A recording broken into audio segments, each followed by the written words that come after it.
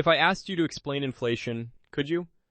What about credit score or recession or the difference between price and value? Most people use these words every day, but don't fully understand them. And here's the problem. If you don't understand how money works, money will work against you. In this video, I'm going to explain 9 basic finance concepts in the simplest way possible. No complicated terms, no textbook definitions, just real-life explanations. And in the next videos, we'll break each one down deeper.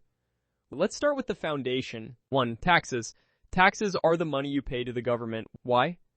To fund things like roads, schools, hospitals, and public services. When you earn money, you don't keep all of it. If you make $1,000, you might only take home $800 after taxes. Understanding taxes helps you know how much you actually earn and how to legally reduce what you owe. Banks, loans, and savings banks do 2 main things. They keep your money safe, and they lend money to others. When you save money in a bank, they may pay you interest. When you borrow money for a house, car, or business, you pay the bank interest. Banks make money from the difference. 3. Interest. Interest is the cost of borrowing money. If you borrow $1,000 at 10% interest, you pay back $1,100. But interest can also work for you. If you invest money, you can earn interest instead of paying it. That's when money starts working for you. 4. Inflation. Inflation means prices go up over time. Something that costs $10 today might cost $12 in a few years. This is why saving money under your mattress is risky. If your money isn't growing, it's slowly losing buying power. 5. Recession. A recession is when the economy slows down. Businesses earn less, people lose jobs, spending decreases. It sounds scary, and it can be, but recessions are normal parts of economic cycles. They don't last forever. 6. Credit score. Your credit score is like a financial reputation score. It tells lenders how responsible you are with debt.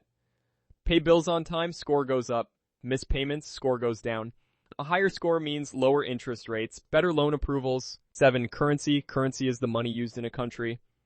Dollars, euros, yen.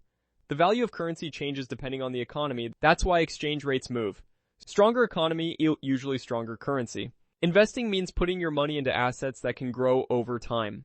Stocks, real estate, businesses, bonds. The goal?